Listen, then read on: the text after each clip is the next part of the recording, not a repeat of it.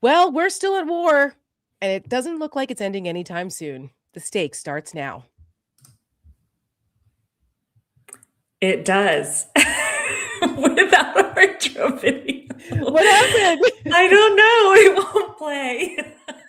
Well, this is the kind of That's day it's been, everyone. honestly. I'm so That's why sorry. we're just starting now. There's been some challenges today. It's Mercury just is I in retrograde, and when I tell I you the day has been that, it I has been know. that on I every know. turn. Same for me. Like I'm like, what is going on today? I don't I know. do. I don't know. I don't know. StreamYard, when I first logged in, our background wasn't here, our logos weren't here, nothing was here. I don't know. So It's this is just, been you know what? This is how it goes sometimes. That's okay. We're all here. We're making it. But as I said, this is the stakes. I'm Tara Setmayer. Mallory is here with me. We're trying to work out a little of the kinks. We're a little late today because technical difficulties. Computers are not cooperating. But unfortunately, despite all of those things, we are still very much at war with Iran. And it feels as though Trump and the administration are starting to flail a little bit here. Um, this week has been a challenge on a number of levels, but I'm thrilled to have my good friend Rina Shah, who's also a senior advisor for the Seneca Project here. She is a global analyst, global affairs analyst, and she talks about a lot of these things. And I thought, it'd be good for her to come back on and join us to talk about some of these things. And the fact that we also had a hearing this week, well, at the same time, in two hearings, you had the DHS new potential secretary, Marblemouth Mullen, Mark Wayne Mullen, who's got grilled pretty Mhm. viciously on Capitol Hill this week, and rightfully so. I don't think that's going to stop his nomination, unfortunately, but at least the public got to see that we're not exactly getting another. We're not getting a stellar guy to come in at DHS, and also, Not that anyone expected us to. well, this is Not true. that This this is true. administration is known for hiring anyone qualified to do any job. Fair. Never mind the guy. This guy I think has an associate's degree. If that. And was a If plumber, I think, right? yeah, Or owned a if plumbing that, if business, that. which there's nothing wrong with. God bless. We need plumbers, but that doesn't qualify you to be the secretary of the Department of Homeland Security, which has the largest budget in the country right now in our, government. And he threatened to fight a union guy during a Senate hearing. We played this before. I think we talked about this before after it was announced that Kristi Noem was out and that this was going to Mhm. be her replacement. I'm like, remember that it's this guy, it's that guy. So he's terrible. And then also we had our national security. Some of our national security folks up there, including Tulsi Gabbard and Kash frickin' Patel, also getting grilled on Capitol Hill this week, rightfully so. And right after you had the first, if I want to call it major resignation, but the first resignation of consequence happening this week with the director of the National Counterterrorism Center, which is under Tulsi Gabbard. Now, Joe Kent is a terrible guy as well. So we're not exactly, like, oh my God, we lost this really important person. But I mean, he was terrible and palled around with white nationalists and had a lot of problems in and of himself. However, the fact that someone that is a significant job, and Mhm. if I remember correctly, that is basically what the fictional Jack Bauer 24 character was based off of, the Hmm. CTC, the Counterterrorism Center. I think that was because if people remember 24, and I used to love that show. I never watched it. Oh my God. Well, you were also like I 12 had a when that no, started. I had a roommate that was pretty obsessed with it, but I never did. But wait, before we go any further, Yeah. I do want to remind folks that we need your help sharing the show Oh, now. The yes. way that X, Twitter, whatever we're calling it these days, operates, you got to go in and actually share the show. So if you're on your phone or if you're on your computer, we would appreciate a little share on Facebook or share the YouTube link or go into Twitter, click on our live show and share. I hear Tara is doing that right Yes, now. I'm doing it right now. So if you can help us out, that significantly increases the amount of folks that see the show while it's happening.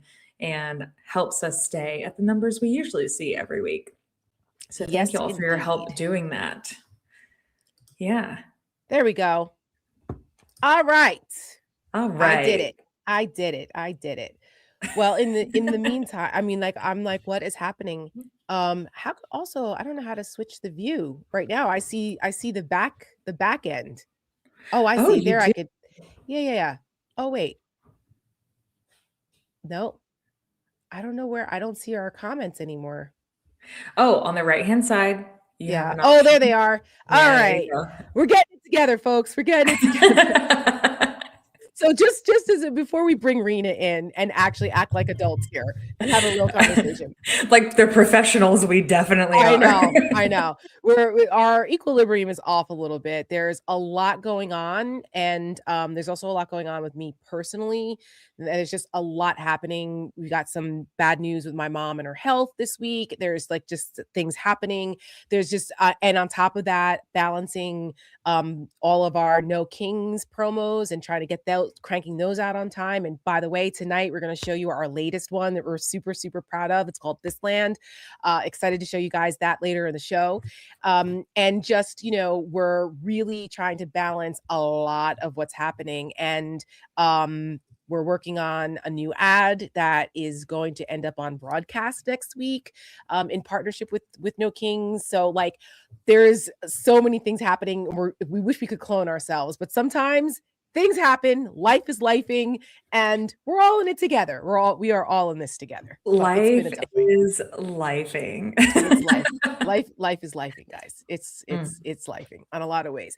But listen, it could be worse. We could be one of those people who is deployed right now in Iran and doesn't know why they're there, or we could be the families of the one of the 13 military service folks who have lost their lives because of Donald Trump's irrational, incoherent temper tantrums that he's throwing around to try to distract us from the Epstein files. I mean, there's so many things going on. It could always be worse, but like I said, we're all in this together. So with that, I'm going to bring in my good friend and super smart, lovely Rina Shah. We So are going to we can bring all in talk. Rina Shah. There we go. Hi. There she is. Hello.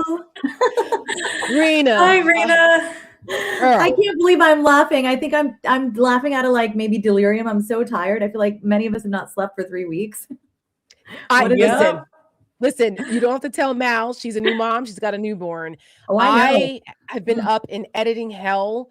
I was up until 5:30 in the morning on Tuesday, a Monday night to like, you know, get things done so we could get things prepared and delivered on time. Like, Yeah. I'm delirious, and it's just, but again, like I don't want to say it's the price we pay, but it's like it's part of this is how the sausage is made, right? This is like what we do when you see us doing what we're doing, and then my like we God. all are like real people too, you know. And Real you know, people with you real jobs.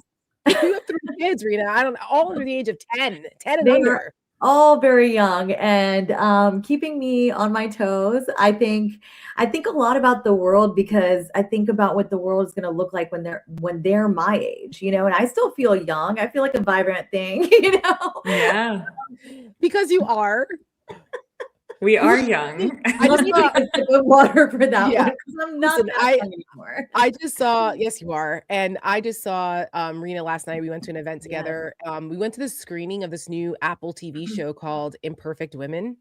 I don't know if you guys are like Apple series watchers, but I'm a big one. And Mal, have you seen this? I haven't. No. Oh, well, I've seen the preview for it, but I haven't seen it. Yeah, they just dropped the new episodes last night. And so it was like a screening premiere, and Kerry Washington is in it. Elizabeth Moss, if you are into The Handmaid's Tale, she's in it. And Kate Mara, if you watched House of Cards and things, you know, Kate Mara was in it. And so they're all in this. And it's you know, it's good. It's like a murder mystery, like who done it, what happened, what's like the interpersonal relationships. It's like all of that. So it was definitely very bingeable. Intriguing. Like I want to do it tonight because we got home super late last night. I know. I had a breakfast meeting, I had a lunch meeting. I was like, Tara.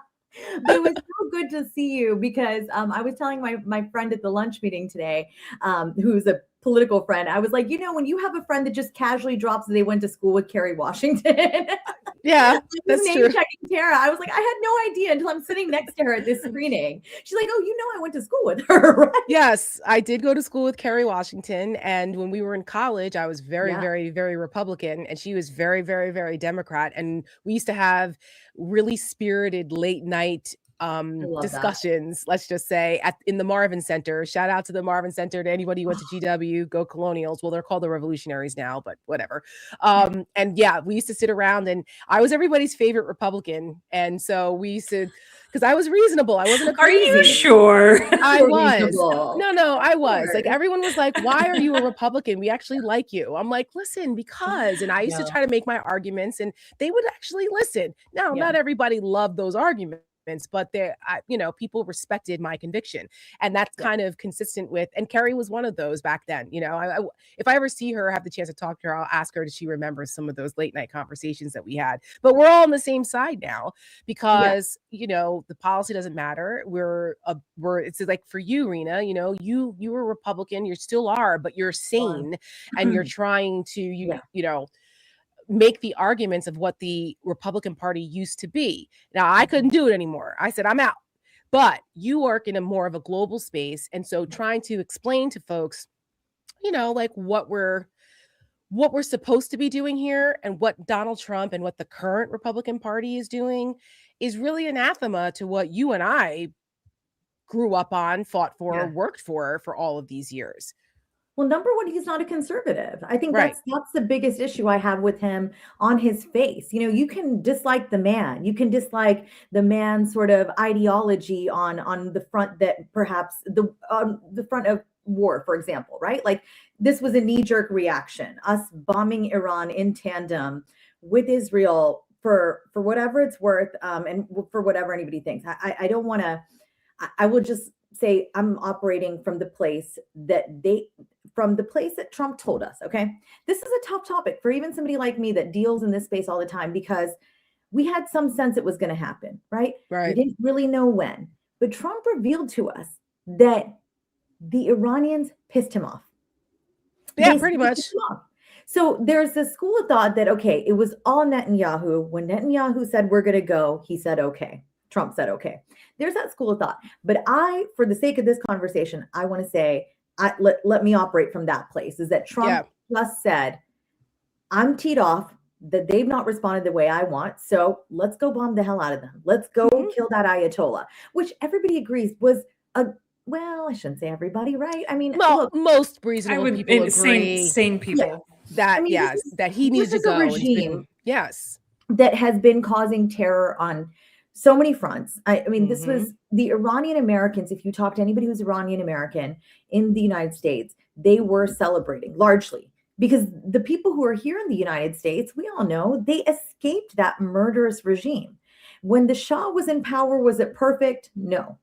But they all wanted the return of the Shah because they wanted a more free Iran. Right. And so it's all very elementary. We don't have to think this is all, pie in the sky type stuff.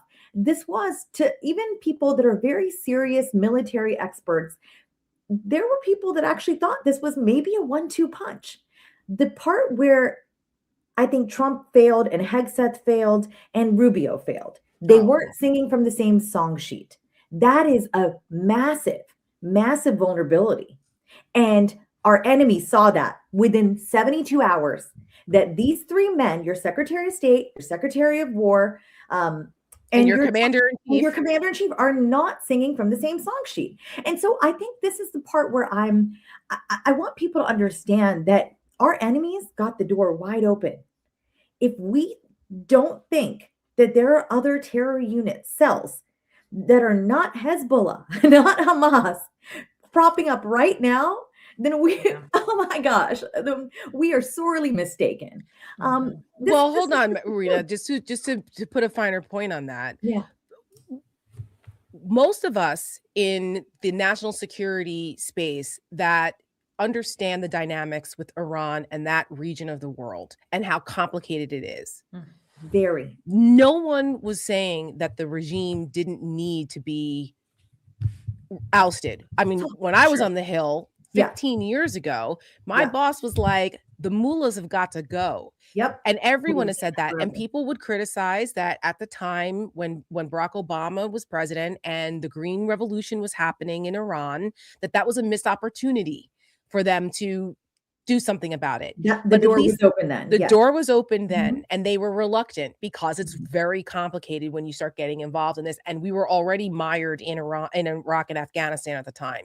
Yeah. But so it's the conflict I know for folks like us is, well, the regime needed to go, but not like this. Like they Yeah. did it in a way, the way they're prosecuting this is so reckless and without any coherent strategy that you don't just Iran is the wrong place to go into Right. without a regal plan, without allies, and without a resistance ready to go to replace the regime.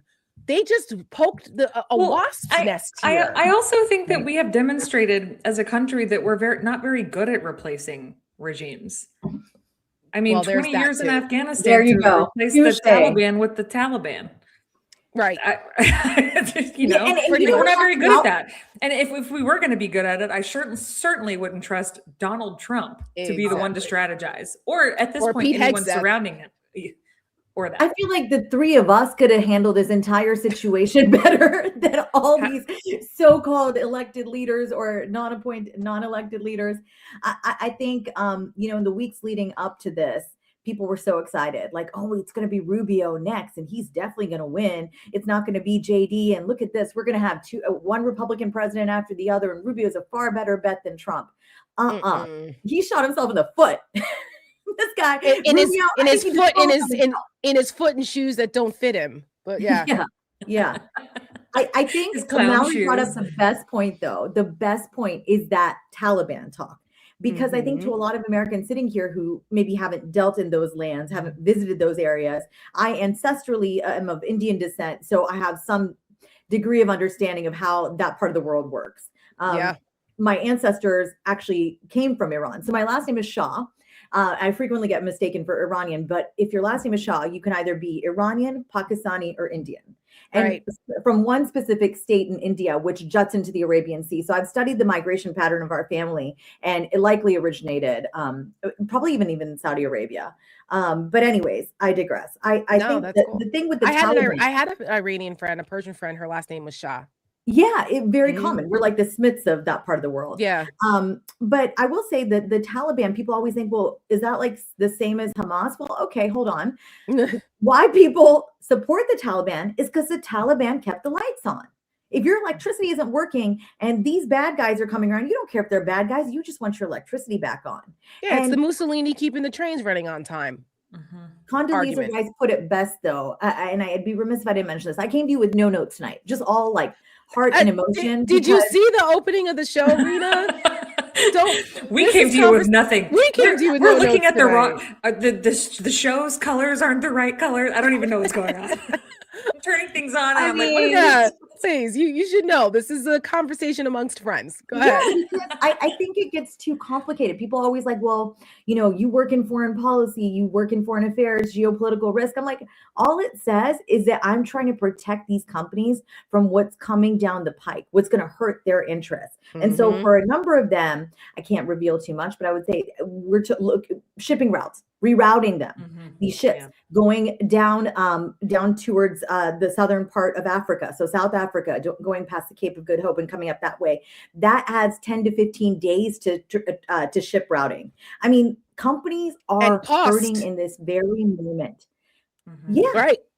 And cost, and that gets passed on to us, which goes into the problem of the affordability crisis and how this is not only just bad geopolitically, but it also hurts Americans here because we have to pay more when the cost of gas and fuel and transportation goes up. They pass it on to us. That's a good point. Reality Check said $2 billion a day. One of our commenters. Yes, that's correct. That's just the cost. I mean, it's insane. So go ahead. We haven't even heard everything yet, because right now, so many corporations, they're keeping mum because they don't want to piss people off, right? Because talk of war does that. And so people are kind of feeling this sense of fear. People, meaning the people in the C-suites of these major corporations, they give us the essential goods we need. Because let's not forget how interconnected the world is now. I mean, I'm not saying I when I was raising my babies, and I was only feeding my babies formula, by the way. I was never able to feed all three of them. And I learned so much about just the origin of baby products, right, Mallory? It's like wild. Yes. Like the minute you learn, like, where did this come from? Why did this not come from like this state? I was even like, why couldn't this have been made in Virginia, or Maryland, which would have been closer to me here in the DC area? So I think it's a wild thing. We don't know what this modern war is costing us. Yeah, yes, we see a price tag, but the genuine human cost, that's the part that people like me, our work is kind of like just patchwork right now, just keeping up with things. But like the real work is going to be later when we finally see an end to this. And the person I was having lunch with today is somebody that's bravely worn the uniform, done 2 tours in Iraq, and he was big MAGA. He would tell you he's America first now, and he has fallen out with Trump world. Fallen out. Tara has a lot of thoughts about this. I have a lot of thoughts about this, and I'm actually glad that you brought this up, because this is very real. I'm going to read this. Mal, I didn't have a chance to send this to you as an asset, but I'm just going to read this right now. This is a headline in the Daily Beast, and it's about Steve Bannon. And we all know that Steve Bannon is, has the pulse on this whole like America First MAGA thing. Like, he's one of the architects of this whole disaster. He's an evil genius, as we all know. But he's very in tune with the MAGA America First pulse. And the headline is MAGA architect hit with blunt reality check on his own show. Quote, not going well. I would encourage everybody in the administration to get on the same page now, because it's not going well. And they have it's a whole article about how even Steve Bannon and other like hardcore MAGAs are really struggling with defending Donald Trump's decision to do this, because they were not okay with this because of the America First wing, which is what Trump promised people. This shit ain't America First. We all knew that was bullshit. It's always been Trump first. But this clear delineation that's happening now, that I firmly believe started with Marjorie Taylor Greene standing up to Trump over Epstein, and the Epstein files were like one of the first wedges for these folks. But now the foreign wars thing, that's why our promo, we'll show it later, is called No Forever Wars. It's one of the points that the No Kings folks and we all are pointing on here. This guy promised no more wars. We've been in 8 how many entanglements already, overseas? What are you doing, dude? And he said, and it's quoted on the guest that was on Steve Bannon's show, I think it was today, some guy named Brandon Weichert. He said, clearly there is a severe breakdown in communication, not only between the U.S. and its purported allies in the region, but also within the administration itself. To your point, Rena, I would encourage everybody in the administration to get on the same page now, because this is not going well. The American people do not understand what's going on.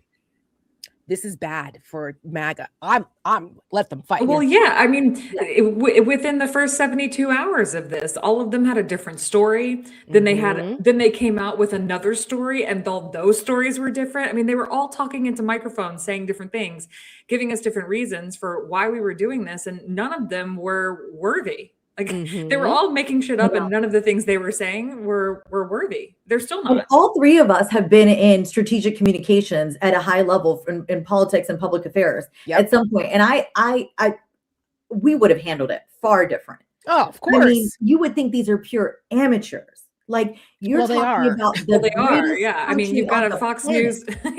you got a Fox News weekend anchor talking to us.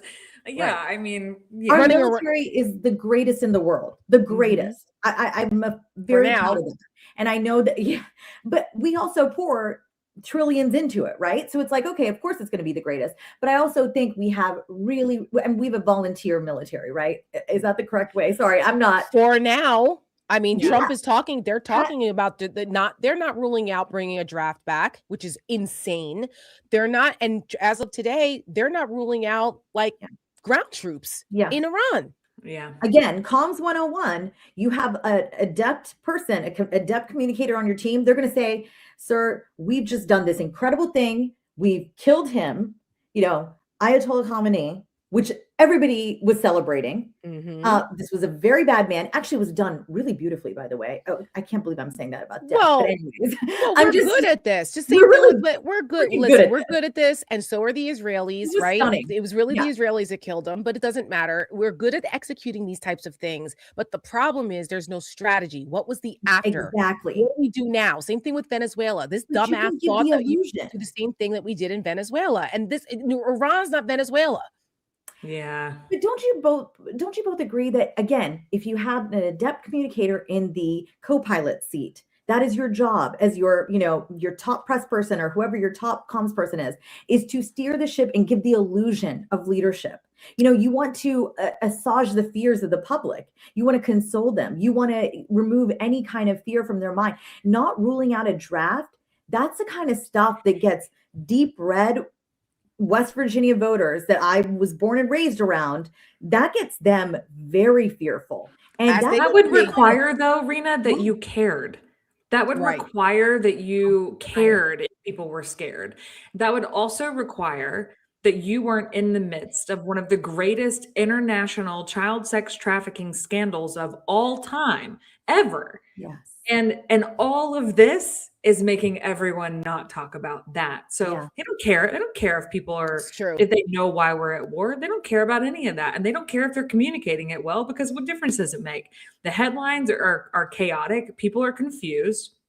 And they're talking about doing things like ensuring that our elections might not be what we want them or need them to be. And with all of that said, what do they have to worry about? Yeah, you're going to mess around and find out. Terrifying. Do what? The issue is that they're messing around and they're finding out in real time. People are peeling away from Trump, right? I'll say it. No, they're fucking around and finding out right now, which is why, like I said, that story today in the Daily Beast is relevant, because when you start having Steve Bannon and them saying, listen, it doesn't matter how we got here. I know like not everybody agreed, but we're here now. So we need to support to make sure we win.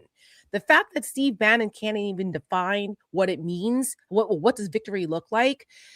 They are bending themselves into knots trying to do it. And it's hard for folks like you who are serious people in the global risk space that understand foreign policy to try to explain this to folks rationally, because it's hard to do because you don't know what the policy is, because you've got a bunch of idiots, literal ignoramuses from the president on down in charge of the greatest military of this country, which is supposed to be the greatest democracy on the planet, and they're destroying us. Oh yeah.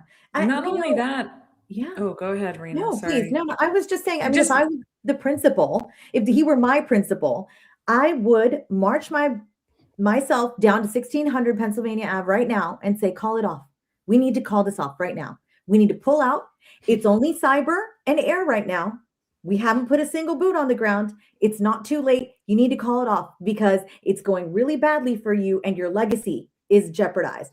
But he is alone. He has made himself so walled off from anybody who will speak reality to him that we have made ourselves the laughingstock of the world, and we've opened ourselves up to brand new vulnerabilities that I know the intelligence community here is shitting themselves over.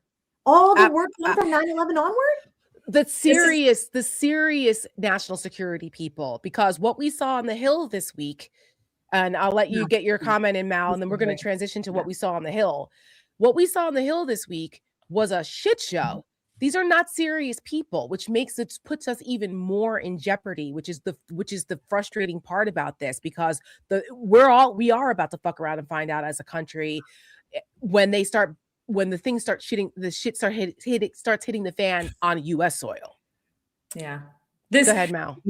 All of this This is what happens when you spend so much time denigrating education, making it such that experts are no longer experts, because experts and psychologists and people who have education in this field have been saying this man is mentally unwell. He is a narcissist. He is a megalomaniac, and he cannot lead this country. And everybody who voted for him ignored the experts, ignored, honestly, probably their own gut feelings about this man. And now, because of that, he does have no one around him. He has no one around him who's willing to say, I'm sorry, but no. He did in his first administration. But now we're looking at a meritocracy of people who are all woefully incompetent and incapable of standing up to him, including all of the members of his party. Because of that, what are we going to do? What are we going to do about it? When you've got a crazy man with the nuclear codes and a button to push, and he's pissed off. He just got angry. You know, I know you want to shift for a moment, but I just want to give the audience something, a nugget that I think I can only kind of drop here. And I think I would only have the kind of maybe runway to explain here, because I started Republican Women for Biden. That's how much I loved Joe Biden, the statesman.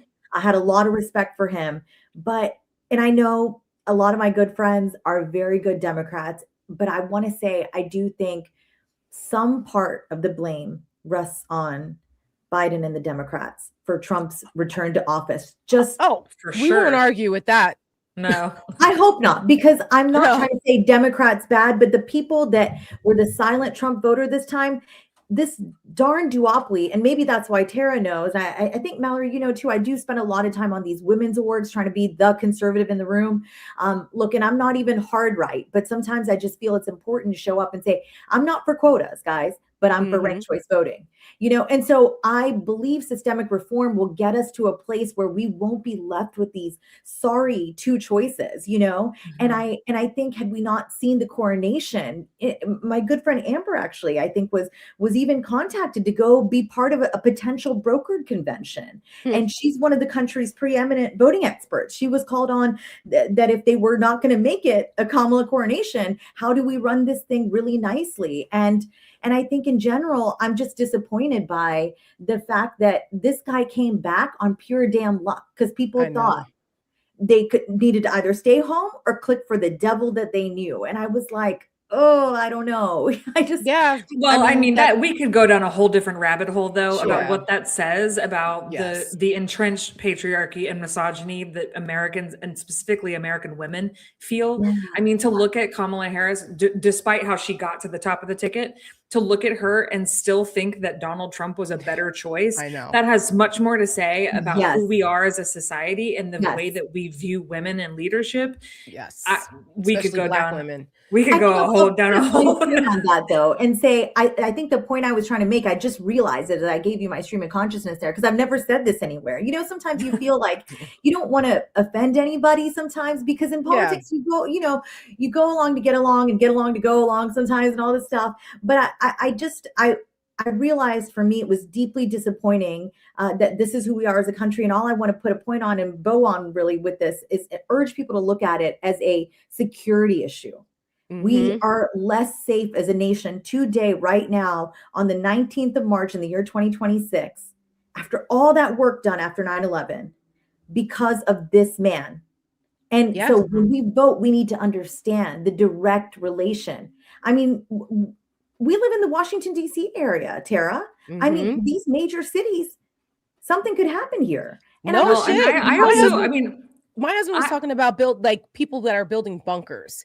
We're having a whole conversation about that. And yes. And also we watched the show Paradise. So we're super hypersensitive to that. It's so good. I haven't watched this week's episode, so don't say anything, Mal.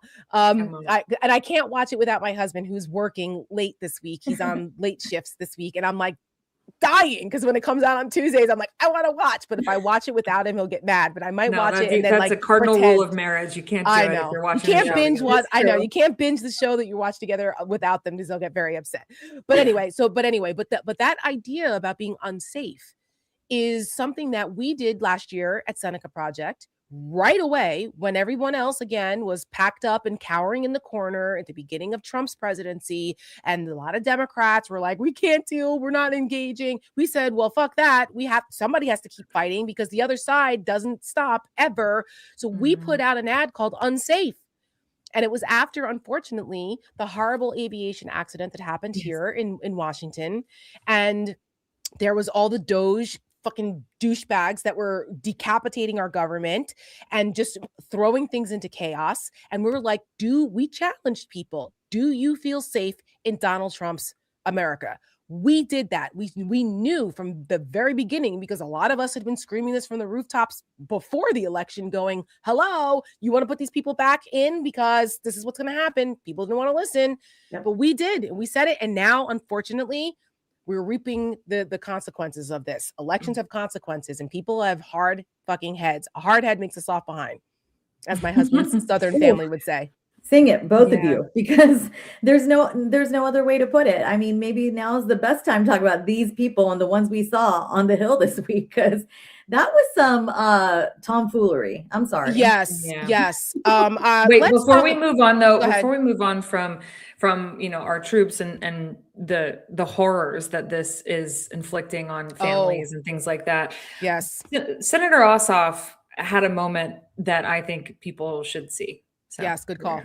Everyone's attention again to this fundraising email signed by the president that Senator Kelly mentioned earlier, in which the president of the United States invites his campaign donors to, quote, claim your spot,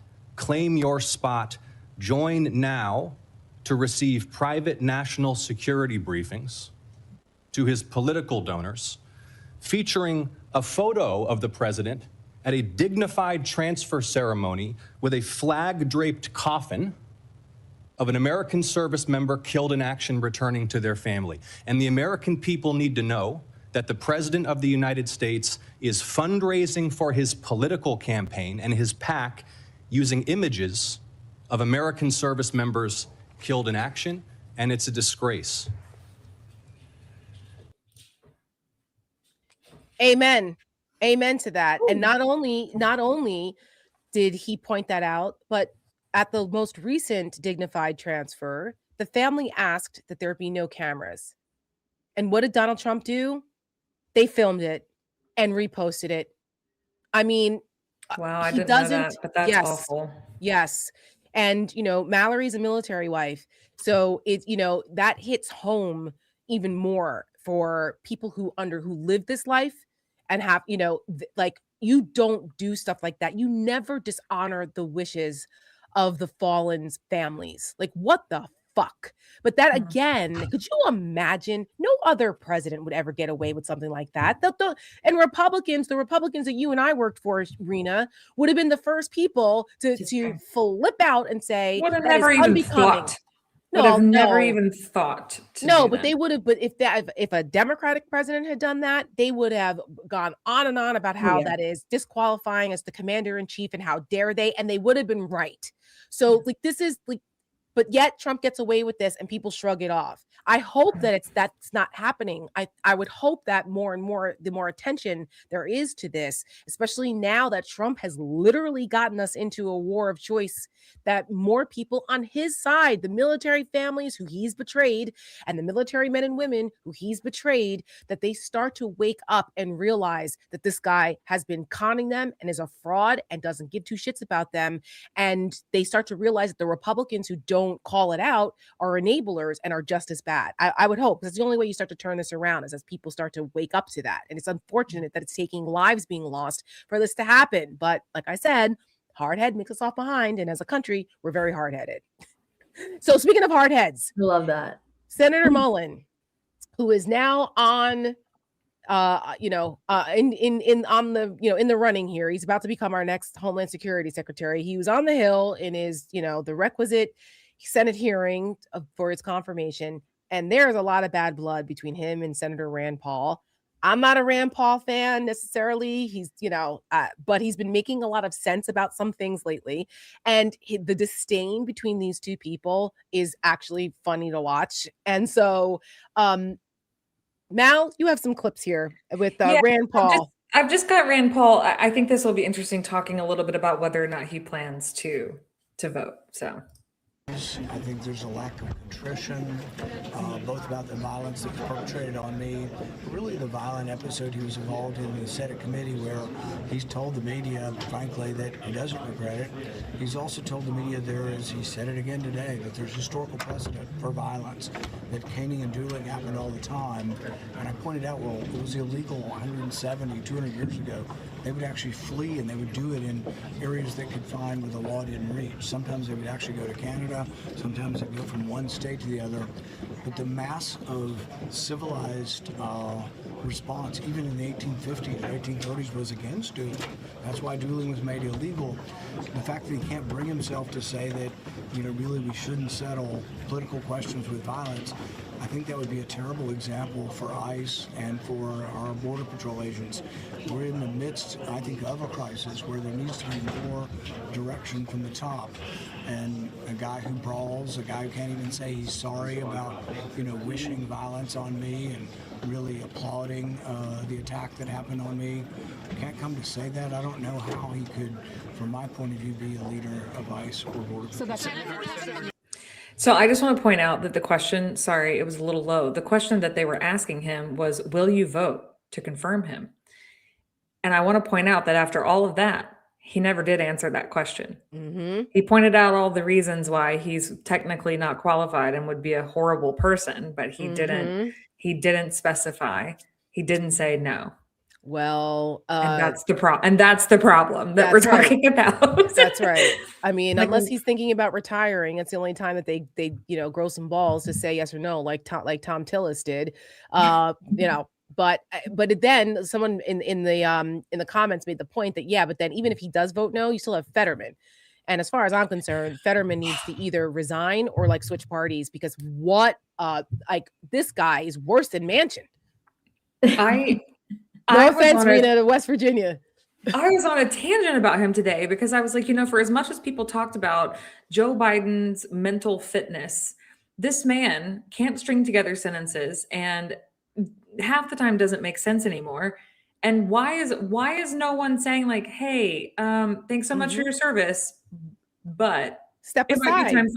It's time for you to go. That's up to the good people of the state of Pennsylvania. That's right. But there was another part during the hearing where Mullen was asked about whether Joe Biden won the election, and you could imagine what he said. You have your own history. You did not certify the 2020 election. There are people at the Department of Homeland Security, 3 people specifically, who are well-known election deniers now running election security functions. Who won the 2020 election? Ma'am, we know that President Joe Biden was sworn into office. He was the president for the last 4 years. But I do believe my job. Don't say it. Come on, you know what I mean? Like, that's disqualifying. At least it should have been. It used to be in the back on Earth 1 where we used to live. The timeline before March 13th, 2020, whatever timeline that was on. Right. Go back to it. Right. Yeah, it's nuts. So there again, back to Rena's point earlier about, are we safer under these people? The answer is emphatically freaking no. But again, unless and the thing about it that's frustrating is that there are Republicans in the Senate that know that this guy's not qualified to do it, but they're too damn scared of Donald Trump. And I guess they figure, well, at least we got this guy. Maybe we know him. He was a senator with us. It's better than who could potentially be his replacement. But I still say that is not an excuse not to do the right thing. So he can fuck all the way off with that shit. The other thing I wanted to talk about while I had you, Rena, is the hearing. We don't have a clip from it, but the hearing with Gabbard and Kash Patel. What stood out to you as the most concerning, or some of the things that people should know about what happened there, staying with the theme of we're not any safer?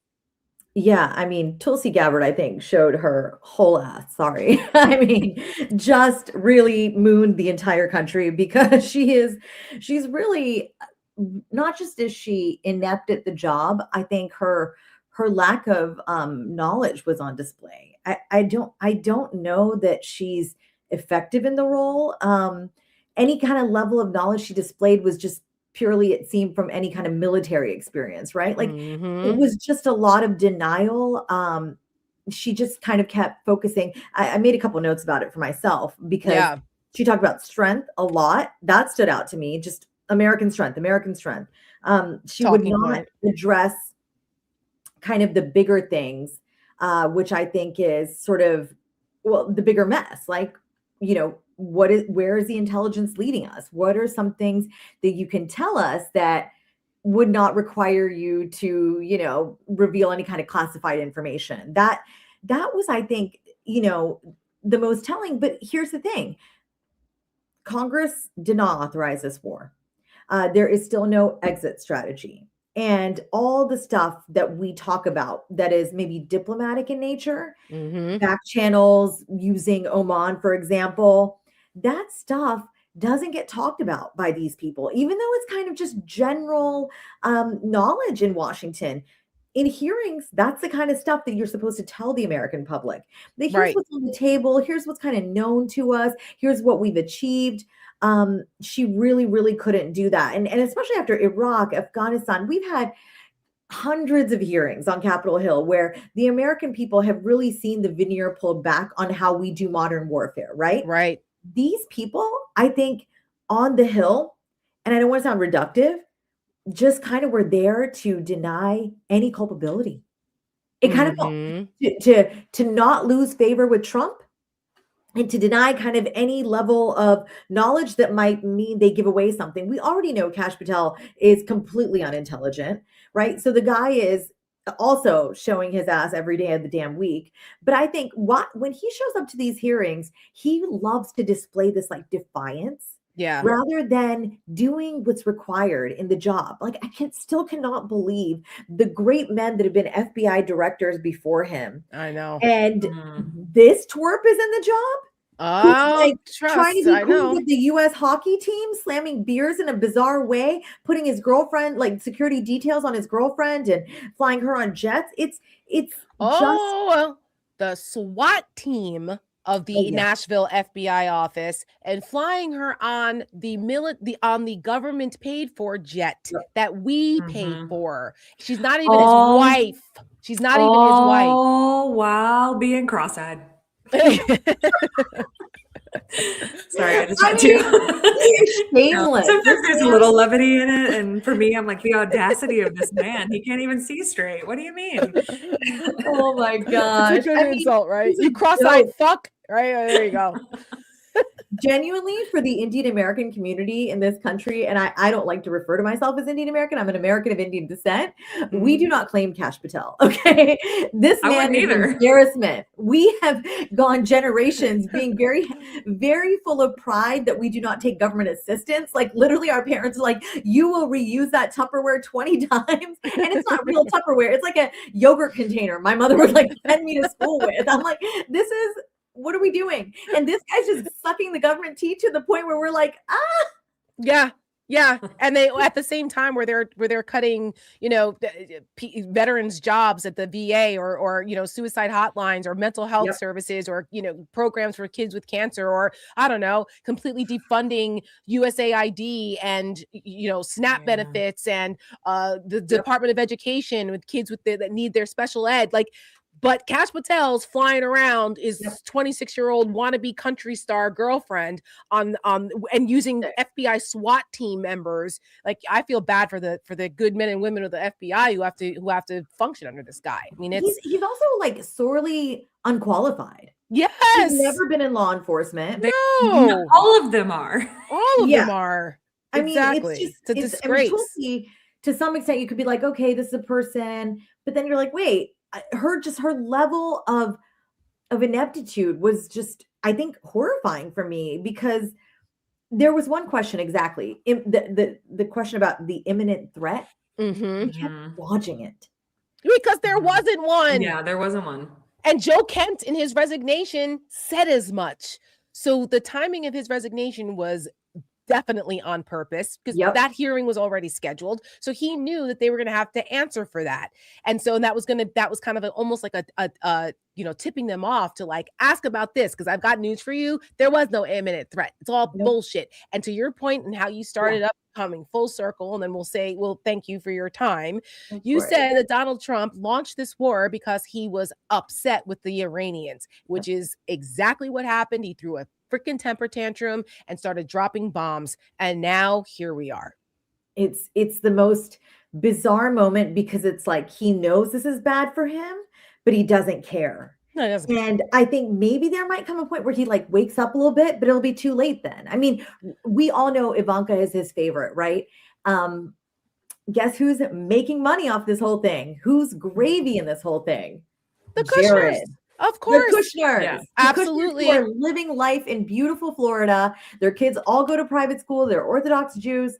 I mean, come on now. There's a link of a link. That's absolutely right. And that is, if folks want to hear my discussion about that, go check out my Substack show, Big Effing Deal with JoJo from Jurors, where I talk about that. We both talk about that with Alexander Vindman. We did an interview with him on Tuesday. If you're on Substack, you can go find it, where we talk about that. At Jared Kushner's relationship with Saudi Arabia. He's BFFs with Mohammed bin Salman. This has been a problem since he was in the White House. He has monetized his access. It's corruption 101. And he's gotten away with this. And I don't want to hear one word about Hunter fucking Biden ever again. Not after this. No. Not after this. No. So anyway, Rina Shah, thank you, my dear. Thank you for hanging out with Rina. us.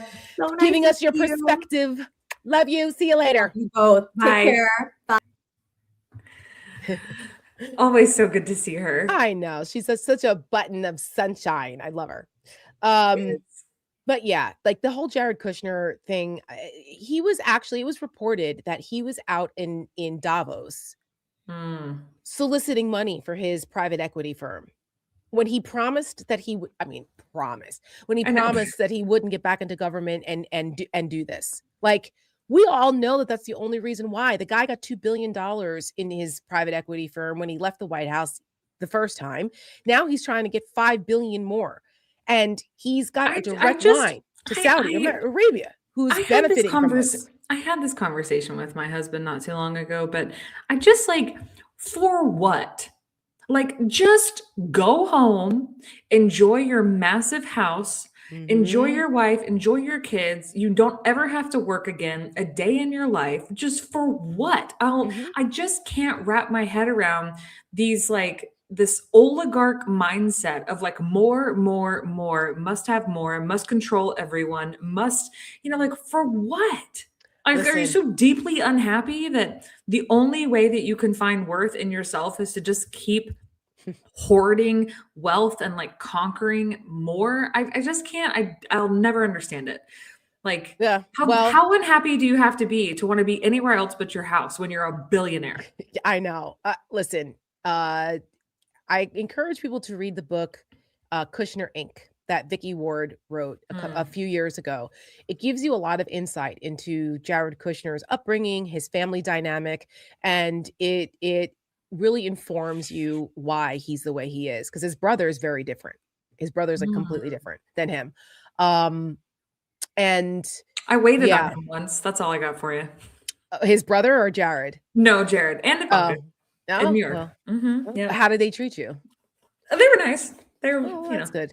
At least, plenty of billionaire people treat servers and folks lesser than in their eyes terribly. So at least there's that, I guess. But this whole it's the people who are getting rich off of this and who are benefiting the most off of what's happening right now in Iran is Putin, of course, the Saudis, and the Trump family, the drone company that his sons are involved in, these other companies. There was another article that came out about how these new companies are popping up. They're only a couple months old and they're bidding on multi-billion dollar contracts, and they have no record of accomplishment in the areas that they're bidding contracts for, but they're all tied to Trump. It's just, I always say, follow the money. Follow the money and you'll never go wrong. because there's always some kind of financial benefit to the Trumps in some way, or people close to them. So it's a whole just quagmire of shit. But on that note, if you're mad about what's happening and you don't like what's happening, there's a place that you can express that anger, and that is on March 28th. Is this our bright spot? We're heading into our bright spot to end the show, but I promised that I would show our new promo, yes. Because it's pretty good, if I say so myself. Shout out to our editors at New York Betty. They're the folks who did American Girl. March 28th, No Kings. Listen, we are about to make history again. Every single one of these protests has been bigger than the last. And now we are literally thrust into a war. People are pissed off and they're finally starting to wake up. And the more that we're out there in the streets, the more that people are there. It's up to 3,000 locations now. It's huge. And we're proud to be partners with the No Kings folks. And we're proud to be able to help spread the word and help put these promos out. And this is, I always joke that I'd never imagined that I'd be one of those people, but I'm one of those people out there now protesting with the signs and the hats and the gear. Like I have my Fierce, Fearless, and Free hat on today from my Uncompromised collection. We've got cool merch over at Seneca. If you guys, it might still be in time. You kind of got to order it now if you want to get some cool merch for the March. Go over to senecaproject.us, grab your gear. Also, I have my Uncompromised collection. It's over at, I think it's tarasetmayer.myshopify.com. I've got a lot of cool stuff over there. Merch with the messages, I call it. So go get your stuff. But if you can't, no problem. If you can't march, no problem. But you can help spread the word. And this is our latest promo. It's called This Land, and it's out today. All right.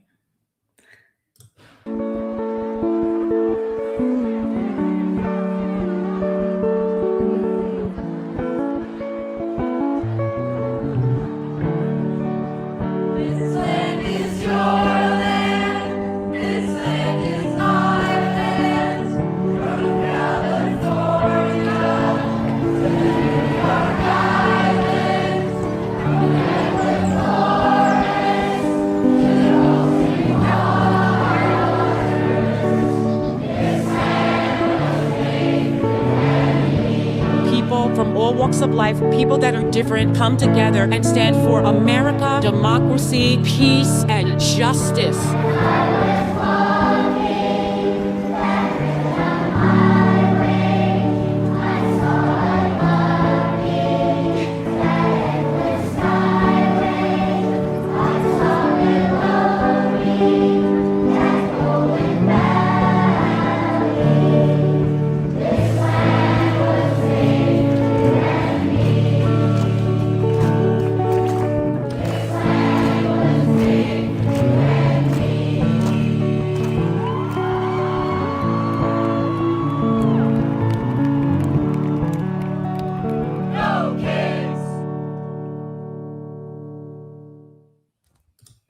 Yay.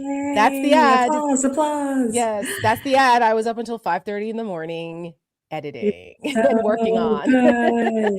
Working on. Applause. So I'm very proud of it. And if you guys please go to all our socials, it should be posted everywhere by now.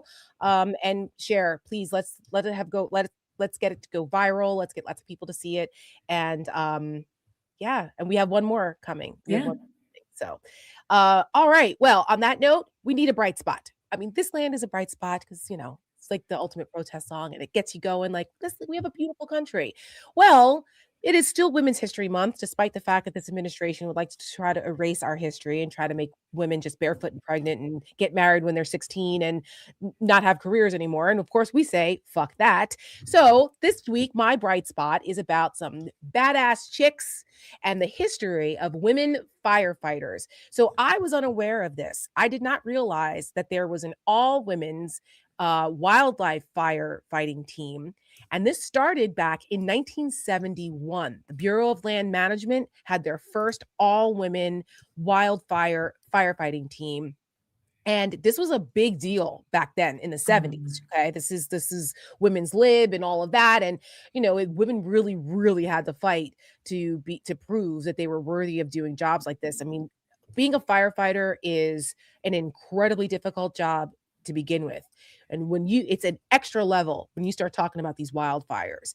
And that is just a whole nother level. And as we know, Michelle's dad was a firefighter for 30 years. He's part of the union out, there up in upstate New York. And my grandfather was a volunteer fireman for 71 years. Of course, he wasn't fighting fires for 71 years, but part of the fire department for many, many years, because in my hometown of Paramus, New Jersey, it's an all-volunteer fire department. And so everybody has another job. So he was a policeman and a fireman for many years. I always joke about the rivalry between the firemen and the police, especially at the 4th of July parade, and then the annual softball game between the police and the firemen. And my grandfather would switch each year and get shit from both sides every year he did it. But anyway, so I thought it was just really cool to bring attention to this because there's such an attack on women and our ability to do tough jobs. And there's still women out here who are doing those jobs and doing it well and doing it with excellence. And we're not going to let the Pete Hegseths of the world and the Donald Trumps of the world and the MAGA manosphere jerk-offs of the world who have tiny penises and very, very threatened by women who do things well dictate our future. So, and that's part of why we are here at Seneca, is partly why it's important that we as women are out front, and we will not be deterred. So shout out to those women firefighters out there and all the ones who are out there doing this now, because they're not the only ones. There is a history of that. There's a bunch of fire departments that have all women. Sometimes they have all women shifts. And I just saw, I think in 2020 or 2022, there was history made. My brain is escaping me now, of another all women's firefighting team, not wildfires, but regular firefighters. And I think this is super cool because I didn't know it was a thing. So yay to them. All right, yay, folks. Yes, yay to them, because we can do it. Where's my Rosie the Riveter? We can do it. By the way, I just found, everyone knows that I'm a big thrifter. And so I was thrifting a couple weeks ago and I found a bigger Rosie the Riveter puzzle that was put together that someone put and framed it. So I'm trying to find a place to put it in my house because it's kind of big and I'm like running out of wall space in my office. So I had this really cool Rosie the Riveter. And I know one of our loyal watchers is a Rosie the Riveter collector. And I thought of her when I found this because I was like, oh, I wonder if she has one of these.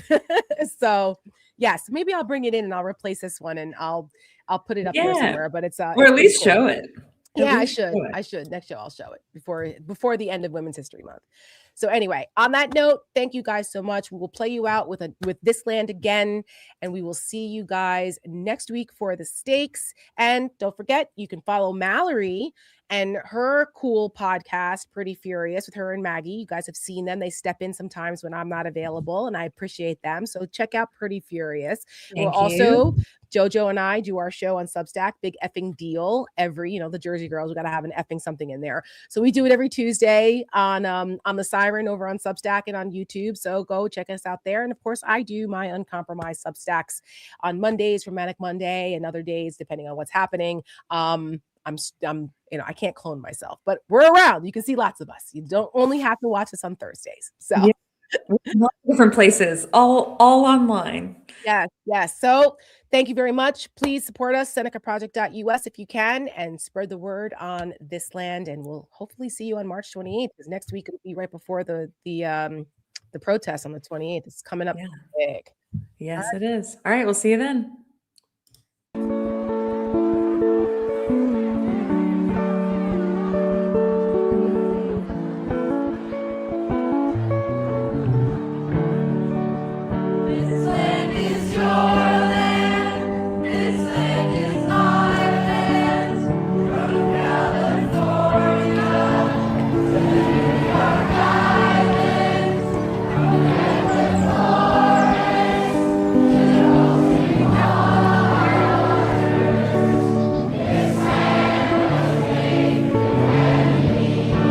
From all walks of life, people that are different come together and stand for America, democracy, peace, and justice.